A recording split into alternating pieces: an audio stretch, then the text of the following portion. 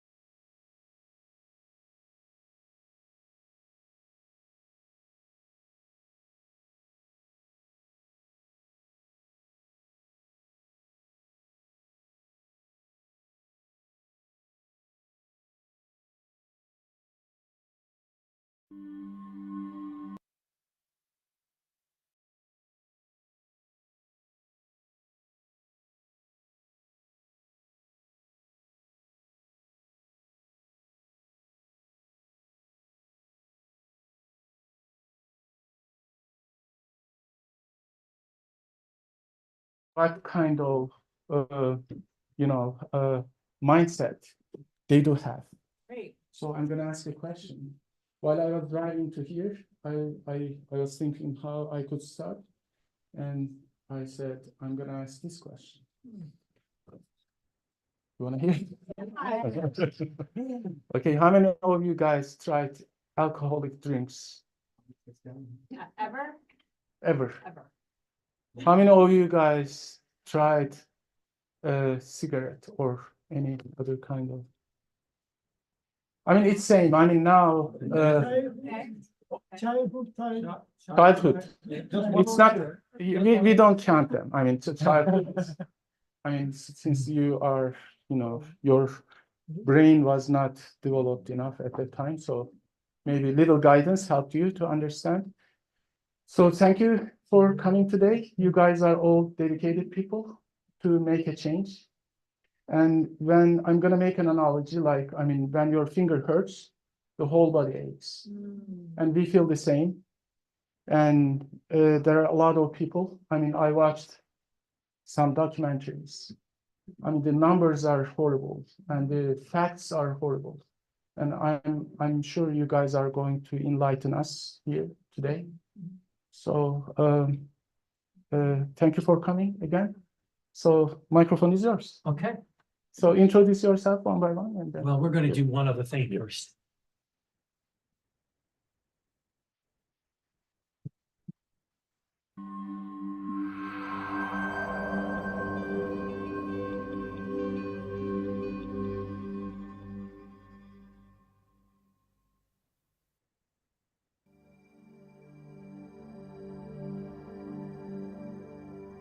It was around when I was 13 or 14, and you kind of find yourself trying to pick and choose your friends, and also at the same time, you're not really worried about what you want to accomplish at that time, but what people you want to hang out with. I wanted to fit in. Wasn't a popular kid in school, and it made me forget about all that. Like, oh yeah, everybody else is doing it, so I'm gonna do it. Friends were doing it. I just wanted to jump right in and have fun. I did drugs because it seemed like it was fun. It was the cool thing to do. The cool thing to do was to get high, go to parties. Growing up, you struggling. Couldn't deal with life, so I didn't have to deal with life. I wouldn't listen to anyone. I was stubborn. Like as a rebellious thing. This is what the rebel kids were doing. I just wanted to see what it was like. I started experimenting with it. Experimenting with friends. First tried it because I was bored. I was always up to try something new. When I was growing up, we had this program. It was just say no, just say no. People are just saying no, but they're not saying why. It's like telling a person no and then they go do it. Sparked my interest on drugs. I knew that they were bad, and I always heard about this addiction, but I didn't know what it meant. That's probably the #1 reason why I did drugs in the first place. I just didn't know.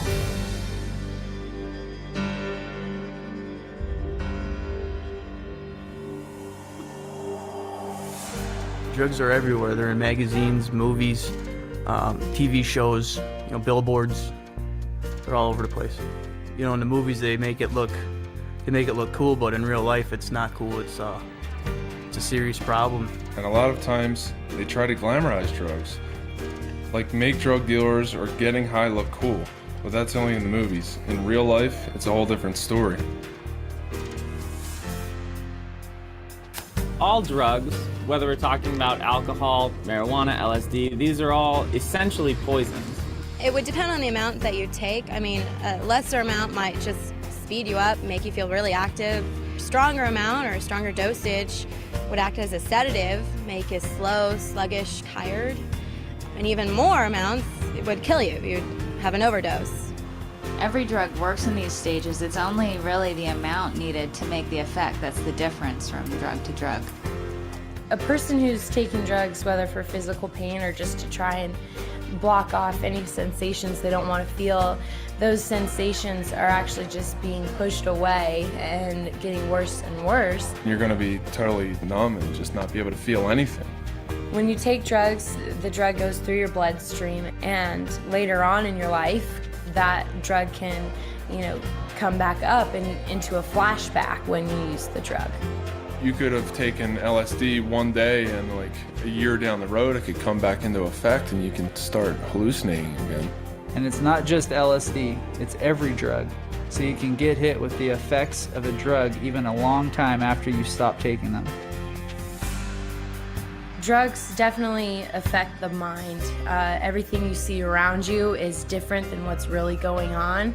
You can't hear correctly, see correctly. All of your senses are totally thrown off. Your perception is definitely distorted. It makes it dangerous for you and others because you don't know what's going on. You can't handle things, the way they're supposed to be handled.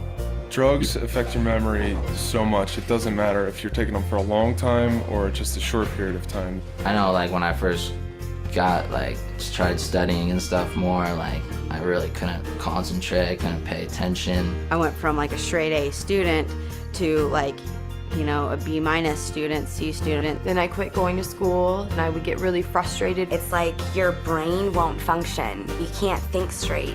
It's like everything is messed up. I never got anything done. I would start on something and I wouldn't finish it. It just didn't happen. It was just unbearable. I couldn't deal with life at all. I couldn't get a job because I was just out of it completely. My decisions were based off of, what this drug is telling me to do rather than, what I want to do. I got them from friends in school. 2 friends. A friend of mine. My older brother's friends. Bunch of girlfriends. Boyfriend. Ex-boyfriend. Older guy. My dad. My cousin. My brother. My older sister. Older kids. My buddy just said, you can do it every once in a while, it'll be no problem. Told us it was going to be the best thing we've ever done. You can do it once, you'll be fine. It's not gonna hurt you really. It's just a little pick-me-up. You can't get addicted to it. They said it's not something that you're gonna be taking every day. It's just something that you can take when you want to have fun. Oh, this is gonna be a fun time. It's a fun drug to be on. Makes you easier to talk to girls. And they said it'll bring you up. It's gonna make you feel different. You're gonna like it. You're gonna feel good. It's all in your face. That's the thing to do.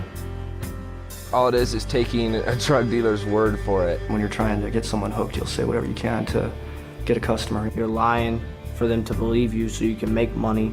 I would tell people it's fun, makes you energetic, makes you more likable. It's something, people want to be around. I tell them whatever they wanted to hear in order to pick that first one up.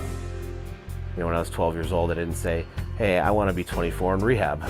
I never said that to myself. But that's what became true. And I never thought about it when I was 13 years old. I started smoking pot. I was that kid that started out with marijuana and played around with certain party drugs, whatnot, and I told myself specifically that I would never do certain things, cocaine, heroin, and it only took a short time for me to finally accept it and be like, okay, I'll try that. I had no idea where it would lead me, to almost dying, to stealing, lying, cheating, ruining relationships. It didn't matter. I didn't get into sports. I didn't get into the clubs. I didn't even go to prom. Left me with living on the streets without a family, and is that what I set out to be? No, I was just set out to have a good time at college parties. The drugs robbed me of all the pleasure of life. The drugs took away my family. The drugs took away my girlfriend, my friends. I looked back on 5-6 years of my life and saw that all I had done is absolutely just ruined incredible opportunities that I had to have success and hurt all the people around me. It's not just something that's going to affect tomorrow, it's going to affect forever. You don't have to find out everything for yourself. You don't have to find out what a car accident experience is like. Do yourself a favor. Don't fall into the same footsteps as so many other people have. And realize that you could be the guy living under the bridge shooting heroin. You might think you won't get like that. None of us ever did, and we wound up in those same shoes. What I would tell people is I would give them my story. I would tell them my exact story. I would tell them my story. A story like mine. The insanity of my story. Ultimately, it comes down to their own decision making. You have to get the facts. Check the statistics. Find out for yourself. Find out for yourself. Find out the actual truth of what these are and what they're going to do to your life. I would just say to anybody, if you're going to do something, if you're really going to do something, go educate yourself on it beforehand. I think there's a lot of truth in that.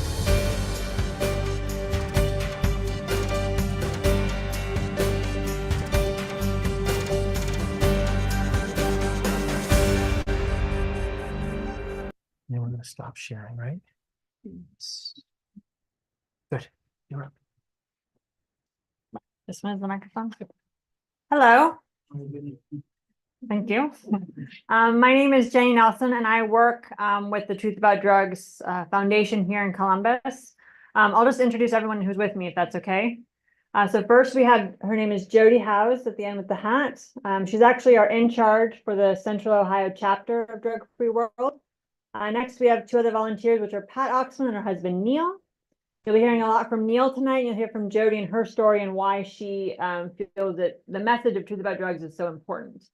And what we're really here to do is we don't give information of obviously drugs are harmful. I personally don't agree with doing drugs, but we're trying to just educate people and give them the facts about what the drugs are, which you'll hear tonight, a little bit about that, and also what the materials are we have available for all of you and how we would like to work with you to get the message out to people.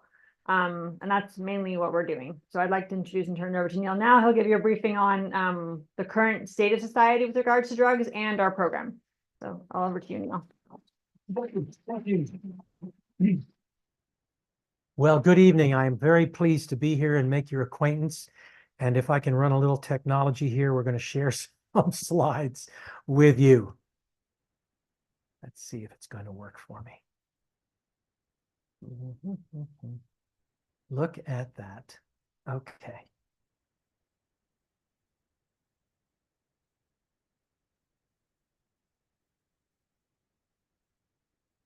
Well, I may have to get my expert here. I thought I had the right one. Go ahead. Just go down like that. Okay. Oh, you can. This one? Left, right. Perfect. Perfect. Okay. Well, what we're going to do is move to a section that is incredibly important right now. We can show you drug trends, overdose deaths by number. It's climbing constantly.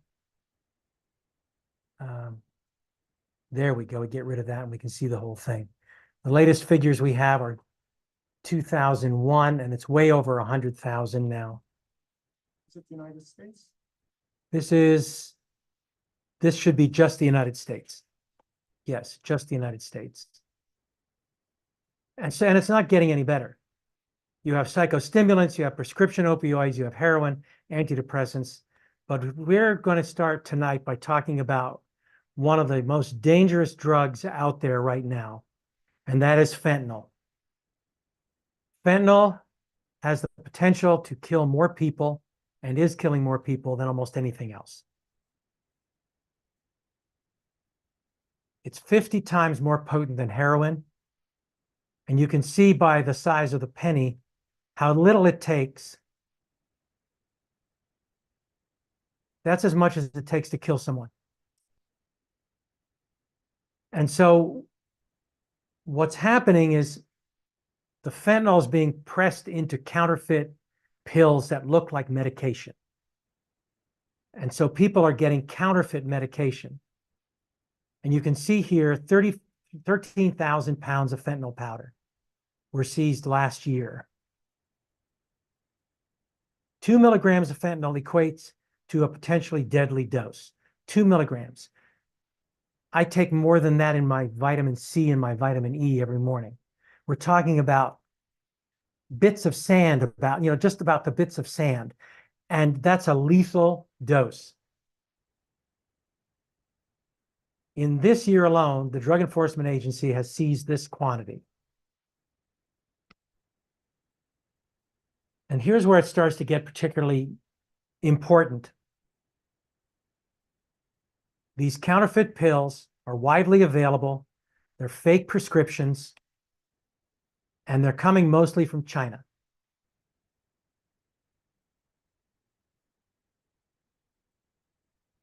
This just shows where the raw drug starts, where it gets processed before it gets shipped to the United States, Mexico, and Canada.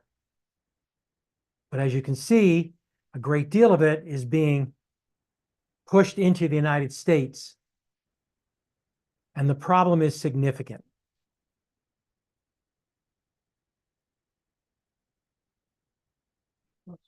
Yes? Very small amount and when the people take, how much do they take? They don't know how much is in whatever they've bought from the drug dealer. That's the point. The drug dealer could have 10 milligrams in there or 50 milligrams. And then the one pill kills them. Yeah, it's pretty fast. It's a pretty fast reaction, but they don't know what he's mixed it with. If he's mixed it with heroin, that's it. Now here you get an example of what they look like. The real pills look like oxycodone. The fake pills, you can see just a little bit of a difference. The cut is a little cleaner, the M's a little cleaner. But those synthetics and those counterfeit pills are the ones that are dangerous. Oxycodone by itself is dangerous. You mix it with fentanyl, it's potentially deadly.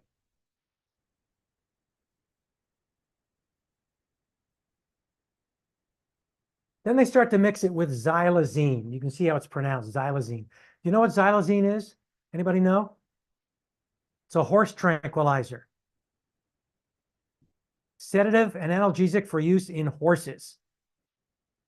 And that's what's being put into the fake pills, being mixed with the fentanyl, causing such serious reactions.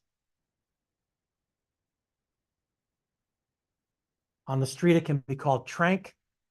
It's mixed with fentanyl, heroin, cocaine. Yes? Do doctors feel like a kind of obligation to reduce the pain? And is it like mandatory a doctor is gonna do everything in his or her power to reduce the pain? And then they can give you some kind of morphines and, you know, these kind of drugs. Yes, Then yes. you become addicted. You can be. And I can tell you a story about a young man who played football in the Pickerington area. Pat and I are from Pickerington. If you think about 270, we're down here on the lower east side, and tonight we're way up here, okay? But he played football and had a bad injury, and the doctor put him on pain medication. Well, he can only do that for so long. Then he went out and he got hooked on heroin for the pain, and he died. He just had an overdose. We did a fundraising event south of here toward Lancaster for a young man who had been a heroin user. He had been with a girlfriend who got him started, and then he got off the heroin. Well, he got back together with her, and he went back to trying to use it, but he went back to the same level he had been using. Instead of working his way up, one dose, and it killed him. What if the person is pregnant? Doctors still are gonna. Well, I can't speak for that, because you know that whatever the fetus is connected to the mother, the whole bloodstream and everything else. So what the mother has in her system, the baby is going to have in the baby system. And there are babies born all the time who are addicted to crack, addicted to a number of drugs because the mother has been a user. So let's go back. You heard a little bit about this. What's the definition of a drug? They're potentially poisons. We know some drugs are necessary, and a little bit will stimulate you, give you a little more energy. Others, you get a little bit more, you get depressed. And enough of the same drug can kill you. This is why heroin overdoses. All right. A few years ago, then Attorney General Mike DeWine, who's now the governor, held a seminar about drugs in Ohio. And he brought together people from all over the state. I was there and I heard this one emergency medical technician speak about 30 overdose runs in 90 minutes, where they could have been helping somebody who potentially had broken leg, mild heart attack, whatever. No, they were dealing with people who were overdosing, and multiple times. And one dose of the Narcan was not bringing them back. It was 2, 3, or 4 doses of the Narcan because they were so heavily overdosed. And it's just been getting progressively worse. I would ask the young people here, how many of you young people know someone in your class or in your school who smokes marijuana? Okay. How many of you know somebody, as you were asked before, not you necessarily, but how many of you know, is alcohol widely used in your age group? No. Okay. Okay. Right. Good. Neither do I. But okay. So here, you're getting a little stimulated. You have a beer or whatever. Causes another reaction and another reaction. So let's review. A small amount of a drug does what? Stimulates you. That's right. Wakes you up. I mean, caffeine. I had a nice cup of coffee. Alihan gave us a nice cup of coffee earlier. Stimulated me, I'll tell you. Okay. And if you get more of the same drug, what does that do? It depresses you. That's right. It can put you to sleep. That's right. And if you get enough of the same drug in a short amount of time, particularly, what can it do? That's right. It can kill you. Good. Okay. So what I want to do is go to another section here so that we don't run out of time, because we want to make sure that we have time. I'm going to share this again. Come on, do it. It doesn't like my hands. There we go. Share the screen, please, if you will. Okay. Truth about drugs. Here we are. I guess it's just going to require me to do that and share. Come on. You can do it. There we go. All right. We're just going to go back to the screen, to the, it's not doing the full screen.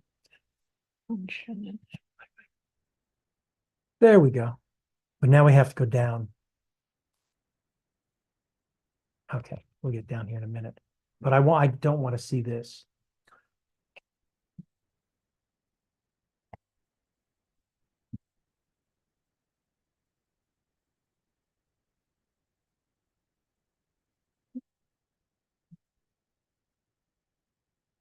It's usually just F5, but okay. So now we go to,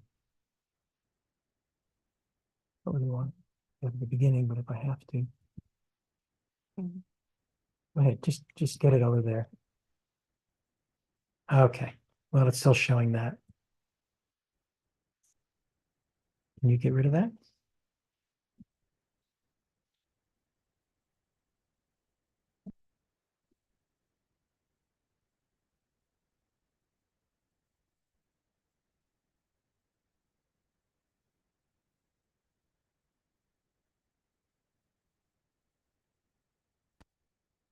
Okay, it's like 1 moment, please. Of course you can. Thank you for coming out. My pleasure. When you said a small amount stimulate you, you of course don't want to mean that if you kept that amount, you'd be fine, right? Doesn't mean you want to stay on it all the time. See, part of the problem with drugs is that people take them to avoid problems in life, as you heard, right? I don't want to deal with this. It pushes everything away, and then the drugs take over. But if the person keeps getting high to avoid the problem, they come down, and then they have to go up to avoid it again, and then they come down again. Then they go up and they come down, up and down and up and down. It's a vicious cycle. And that's where the addiction comes in, because they want to stay high, and it takes more and more and more of the drug to stay high. Some people take a little bit of a drug so they have a little more energy. You have got these energy drinks, right? In the cans, you got the energy drinks. That gives you energy, but if you drink that all day long, your body never stops being energized. How are you going to relax? How are you going to think calmly and clearly? Also, well, some drugs are medicine. Yes. When we say drug, we need to separate those two categories. And also there's a difference between what you can buy over the counter, like energy drinks, and the drugs that you're mentioning. Yes. So Yes. maybe, I don't know, there are young people among us. I don't want them to be confused about, if I drink coffee. Right? My mother drinks coffee and she's taking something in to wake up, be more energetic. And maybe that's a small amount. And now I can do the same thing with something else. So An energy drink or something prescribed by a physician, yes. But medication or street drug, the effects are the same. A little bit stimulates, more depresses. You get too much, take a look at it. If somebody has a prescription for, come on, help me out, Pat. Oxycodone, they have a prescription for oxycodone, which is a pain reliever, right? And they take more than the doctor says to take at one time. They can overdose. What we're talking about here is, do people know enough about what the drugs do to say, I'm going to make an informed decision on whether or not I'm going to even take the drug? I'm going to show you something in a minute here, or we're back to where we were, about the 3 ways that people get into harder drugs. You heard it, but I'm going to show you 3 ways that people get into it.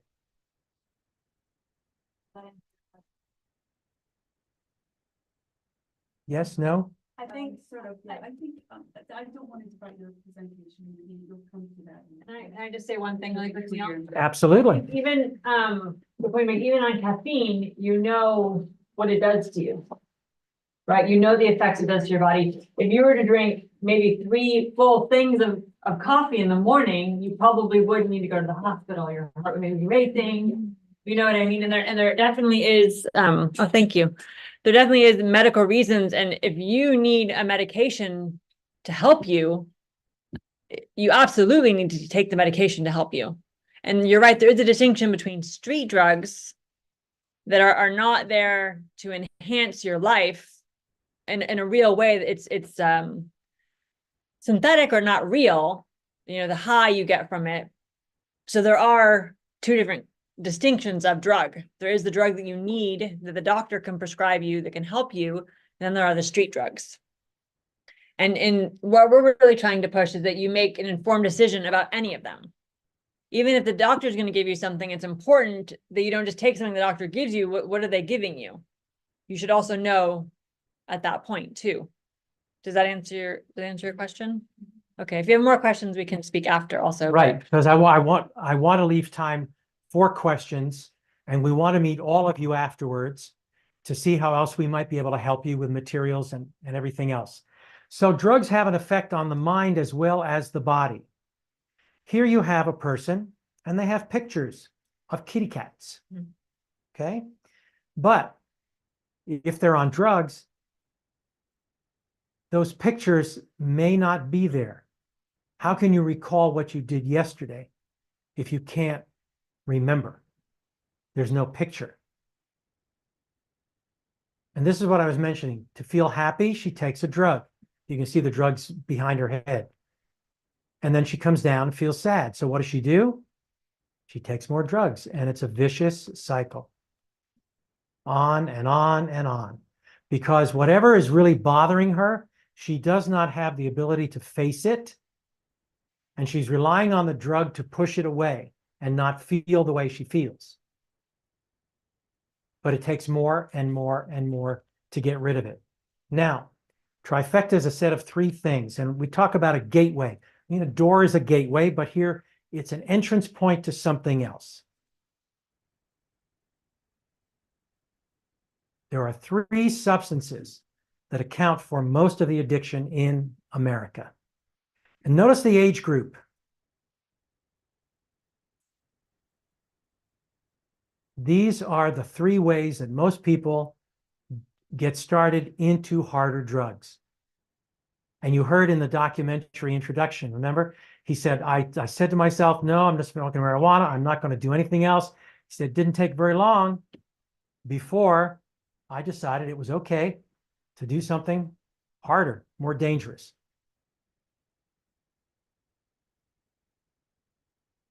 We just passed the legislation. Yes, we did. Yeah. Isn't that wonderful? I found this interesting.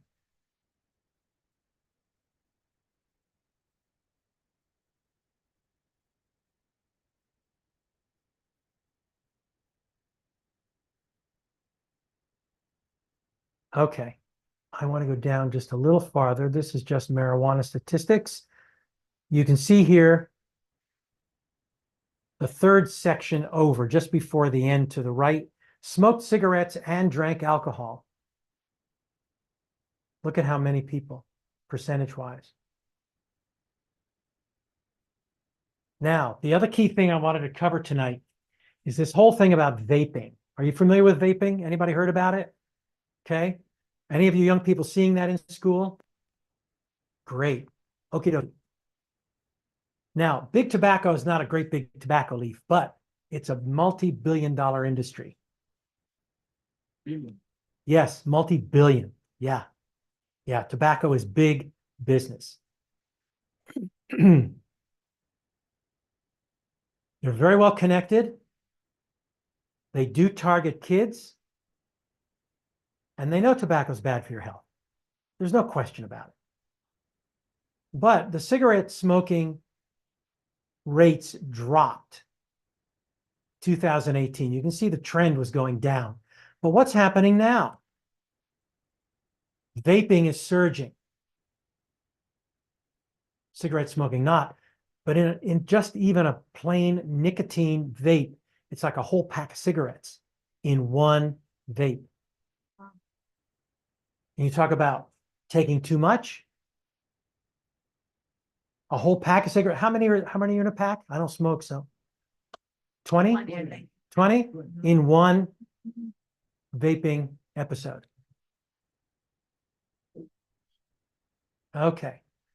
Nicotine vaping. But what is a vape? Here you have the pieces and parts. Got the mouthpiece. And remember, this unit heats the liquid as the person inhales it. There's a chamber that holds the liquid.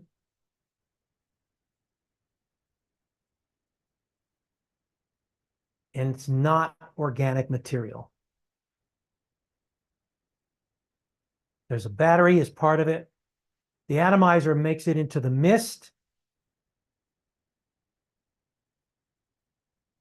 But it's hot. And you can see some of the components. Lead, arsenic. These are not healthy to have in somebody's lungs. And this is what happens. The metals bond to the liquid and go into the lungs and create a condition called popcorn lung. You see a healthy part of the lung on the left, and on the right, you see the popcorn lung. Look at how the interior of that capillary is restricted. And there is no cure.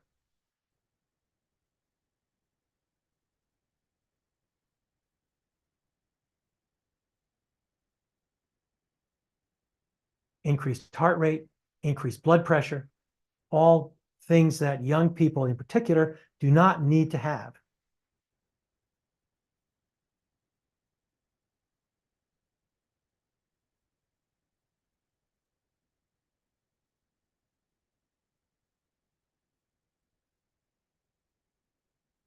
Now, this is, young people think vaping is fine. People who vape like it. That's why they're doing it. But 95% of people who get popcorn lung are going to die.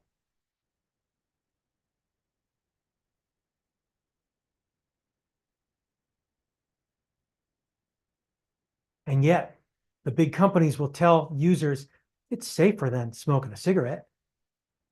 I mean, you smoke regular cigarettes, but somebody smokes next to you, then you're secondhand smoking.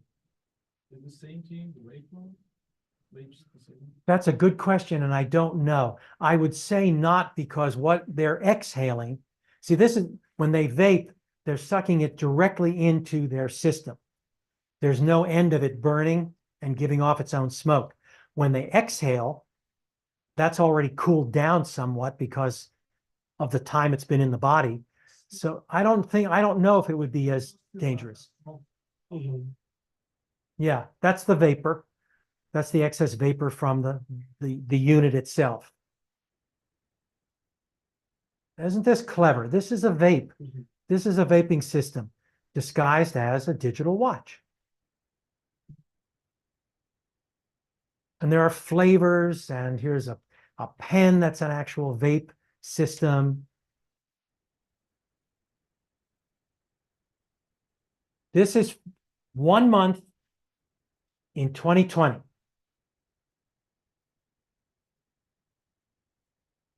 One month, 64 deaths from vaping. And that's where we come in. As Jenny said, we provide educational information, so people are informed about what drugs do, and they can make their own decision. As you heard in the documentary, don't say no to drugs. Just say no, just say no. But she said, nobody told us why. The information that we'll share with you tonight in booklets that we have for each of you gives you the why, gives you the reason, tells you what it does to the body, what it does to the mind, where it comes from, its overall effects, and the harm it creates. This is on the drugfreeworld.org website. You can go there anytime. You can download material, booklets, all kinds of things. And we'll go over that with you here in just a minute. Because we believe when people know the truth about drugs, when they're informed, they will make a decision not to start or to stop because they didn't know. So the information is critical. And so instead, what I'd like to do, because I don't want to run this real late, what I want to do is have someone else come up and speak to you for just a moment. Her name is Jodi, and she has a little something to tell you. I'm going to leave this on because we have the microphone and the camera right here.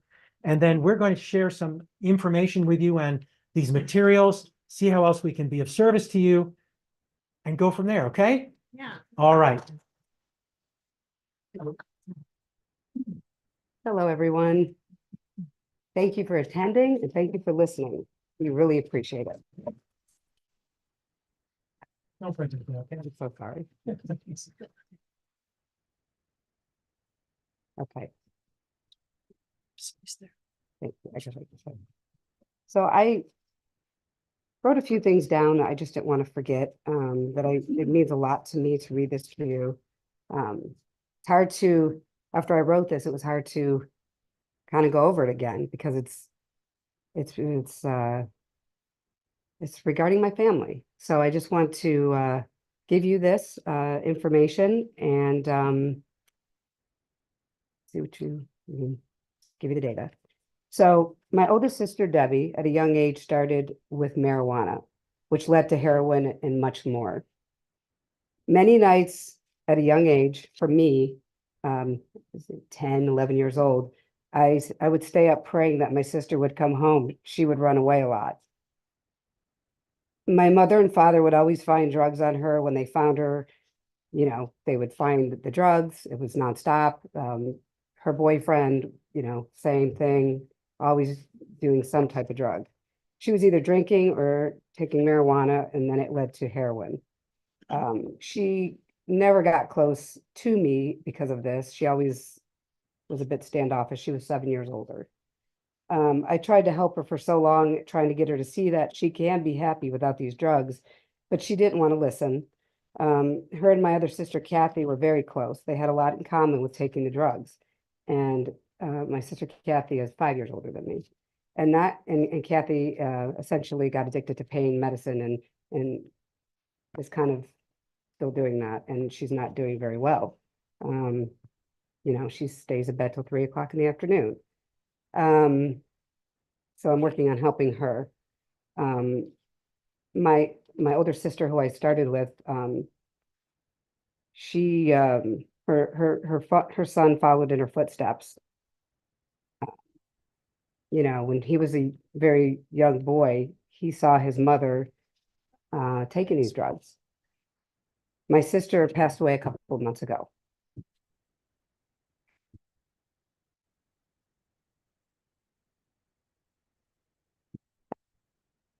Purify them. So sorry. Um, so she passed away from these complications. And it was too late. I couldn't help her. Over time, her organs shut down. And my nephew watched this, and he was crushed. He's addicted to drugs. He's 36 years old, cannot hold a job. Many DUIs, you know, when you drive under the influence of alcohol. He's been put in jail. He doesn't come out of the house. He lives in Cleveland, and it's a couple of hours away, so I don't get to see him. It's hard to help him, but I'm trying to. It's all because of drugs. Okay. So sorry for this. Okay. So you see why I have a lot of passion for this. Okay, so my son, I feel like, you know, gosh, I feel like my family, and I'm just trying so hard to help these people. My son at 25, or he's 25 now. At 20, he started smoking. He started then going into marijuana. It's the gateway, like Neil was talking about. Oh, thank you so much. I'm so sorry. It just hit me really hard. I'm sorry. Yeah. So my son, oh, thank you. Thank you. So my son was 20 when he started smoking, and then he went, you know, it's like the gateway into marijuana, which led then to heroin. And the story, which it turned out very well thanks to what we're doing. So my husband and I were coming back from Florida, and I get a call, and it's my son, and he's like, "Mom, help me, help me, help me." And what is going on? Where are you? I had no idea that he was on heroin. And he told me he was going camping before I left. And the boy he went with had him try this, and he lost his mind. And I said, "Alex, what are you doing? And what's happening?" And he says, I need you right now. I need you to come." And I'm like, "I'm in Florida, getting, you know, going to get on a plane to come home." I said, "Oh my God, what am I going to do?" And I said, "Where's your friend?" His name was Tyler. I said, "Where's Tyler?" And he said, "He's right here." So I said, "Get Tyler on the phone." And I said, "Tyler, you need to do something, you know, now, helping this kid." He goes, there's a truck. He's running towards the middle of the street, and it's a semi coming. And I said, "Oh my gosh, grab his shirt, do something." You know, with your son, with your daughter, it's devastating. And I wasn't there to help. I was, you know, on the phone going, "Oh my gosh, how would I run control on this? What am I going to do?" And so my husband got on the phone and he said, "Tyler, do everything in your power to get that boy away from the street," because he was just gone. He was running towards the middle of the street. If he didn't grab his shirt, my son would have been dead. He got him back in the car, and he got him to stay in the car, lock the doors. And that was when I thought, okay, I can't do this anymore. I need to start getting active. I have to do something. I can't be a effect to this. There's no way, because how many other kids or adults are going through this? My son just wasn't happy, and he just was like, "Let's try this." He was just going through it. So I got in touch with Drug Free World, and we did an online course. Over time, he didn't want to do it, but eventually he did it. And I will say that he's 100% clean. Wow. In fact, he came over the other day and he goes, "You know, it's so weird that I used to do all that." He goes, "I don't do anything. I don't even smoke." and he's going to be 26 years old in a few months. Wow. So many people do I hear about, whether children or adults, are either taking some sort of psych drug or street drug to feel good or to get by in life. You know, they just don't feel like they could be happy. But it starts here. You know, you don't look for other things to be happy. It does start here. There's other ways to do that.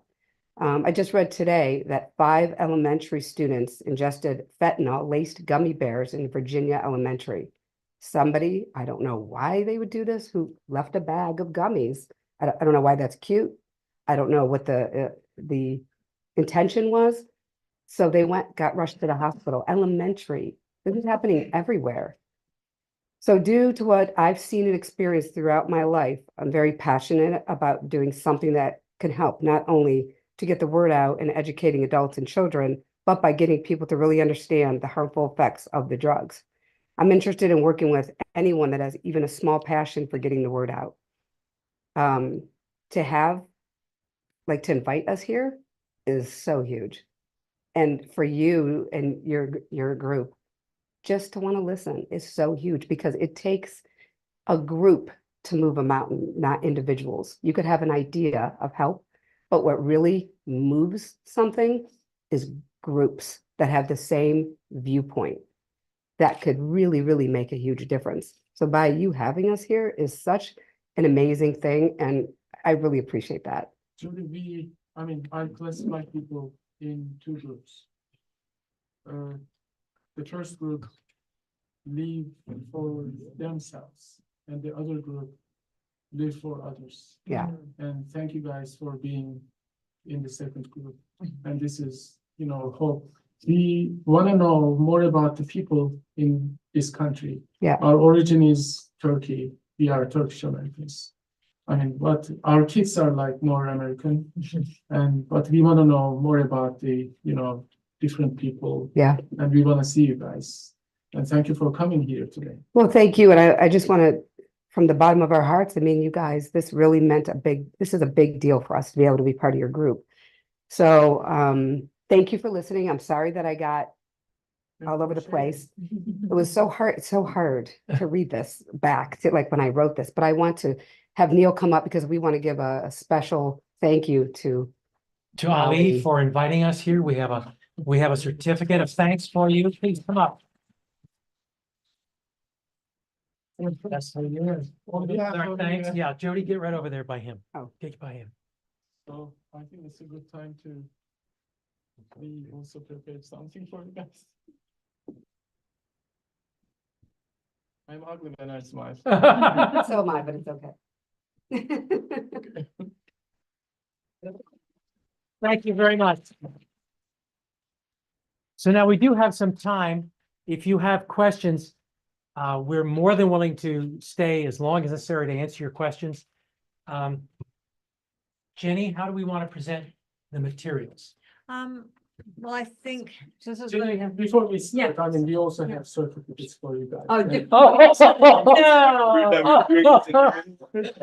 my God. You're very kind. Oh, you're wonderful.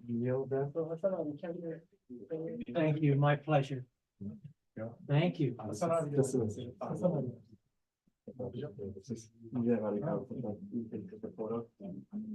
Yeah, I can also stay on. Oh, please. Yeah. Let's make sure our photographer gets one too. Thanks for coming. One moment. Thank you.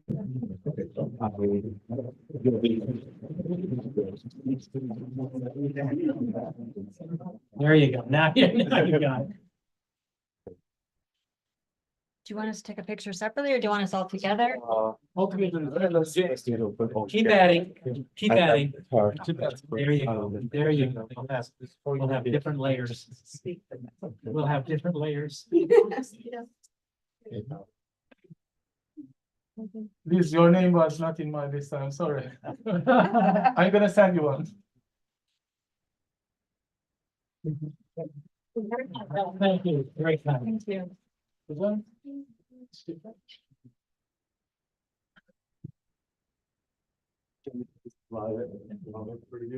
my. Oh my God. Oh. Well, we have materials, actually, a little set, so basically. These are the basis of our campaign, which is a booklet with the pure facts about the drugs, what they do to your body. Do you want me to come over? Oh, you can see it over there. Yeah. So we have one on every major drug: alcohol, ecstasy, crystal meth, inhalants, and an overall booklet. And there's actually one of these for everyone here tonight. We're gonna pass these out. And we also, if you have any other questions, we have more information. I think we can break it off for questions at this point. Yes, Yeah. sure. We would love to meet all of you and answer any other questions you have. Yes. Talk about the foundation. I mean, when was it Sure. established? I mean, is it- Well, the Foundation for a Drug-Free World. Just Ohio or? Oh, no. The headquarters are in California. We work worldwide. These materials are available in multiple languages. If you go to the website and you want booklets in a different language, just tell them what you want. They'll send it out to you. We also have an educator kit. Perhaps in your schooling, on the weekends, you can use this. It has a full curriculum of lessons on the drugs that the students can study. There are exercises to do. It's all put together. We can make sure that you get a form to fill out. But it comes with this educator guide. There are all the lesson plans, all the preliminaries. There's a glossary of terms, and they're laid out with everything that the teacher needs to do. Is it approved by the Ohio Department of Education or? I don't have that answer. The Ohio Department of Education, is this approved by the Ohio Department of Education? So it hasn't gone to the Ohio Department of Education. We are working to get it into schools. There are about 7 schools in the state of Ohio that use this curriculum. It's normally done in the physical education section of the school. It's very I don't know the word for it, political of what gets put into schools. You need to go to many, many levels in order to achieve it in there. And it's not that they don't like it, it's just that they have an exact curriculum already and they don't make changes to it. So everyone we presented the materials to loves the materials, loves the program, but it's just not, they have a curriculum already. Yeah. So I can add a little bit to that. Yeah. Hi, I'm Liz Harrington. I'm the regional director for the foundation. So schools I just attended a conference in Sandusky of physical education teachers. And they, like schools can, if you're the PE teacher and you're also going to be teaching health, you can actually just get this program. And typically nobody said, oh, I have to go get it approved by my school or anything like that. They're like, I don't have anything I want to use. So this looks like a great program. I'm going to use this program. So, well, does that kind of answer the question? It is mandated in the state of Ohio that you have an opioid education component, just FYI, if y'all didn't know that. Yeah, so. Well, then also I'd like to add to, like, you have a question about like an international program, you know, what it's all about. If you pick up one of these portfolios that has some information and hear about that, you know, how it's nonprofit organization. It's like really used all over the world too, so this might be helpful for you. It's available in multiple different languages as well. And we have found, even in Ohio, it's not a matter of what neighborhood you live in. It doesn't, the drugs are everywhere. And often the wealthier neighborhoods have as much of a problem as the less wealthy neighborhoods. It's because there's enough money to flow. So it doesn't matter where you live, the problem is going to be there. Knowing that the problem is there, knowing the facts about the drugs is how we try to make students stronger. Because you can now have quite a conversation with your student because you have material that you can go over with your student. What do you think about this? Look at the effect. Do you know anybody who's doing this? Yes, you know. But you have a common piece of information that you can use to have an informed discussion about the problem of the drug. Because on the street, it's all lies. As you heard, the dealer or the friend will say anything to get somebody started because it's all about the money. They don't care what happens to the person. That's not the point. The point is to make the money. All right? Families can be smarter. Families will be stronger for knowing this information. Is there any way to support, your organization? You can go online, drugfreeworld.org, and there's a link in there to donate if you want to donate monetarily. But we also are interested in getting any volunteers and helping us. We do booklet distributions, we go to events and try to spread the word, and we would love to get any help or volunteers with anyone that's available. Yeah, this could be a long-term relationship. Yeah, I would love that. Yeah. Whenever you need, our youth is going to be willing to be a part of your events and. Yeah, and another thing too is like, say like for a youth group or something, we have like a sign up pledge to be drug free. And so that's why it's nice to kind of get the interaction with the kids and everything involved. So that's another thing that can be used. Right, and if you have other centers around Ohio, like this one, we can certainly make sure that they get information. We can ship things to them. We can make sure that everybody gets all the educational material that they want. Thank you. Yeah, because our organization is here to serve communities like you. Together, we're going to be stronger. And any way we can help you, we will. So please, we'd like to meet all of you and say hello. And if you have any other questions, don't hesitate. Thank you. Thank you. Thank you very much. Thank you for coming.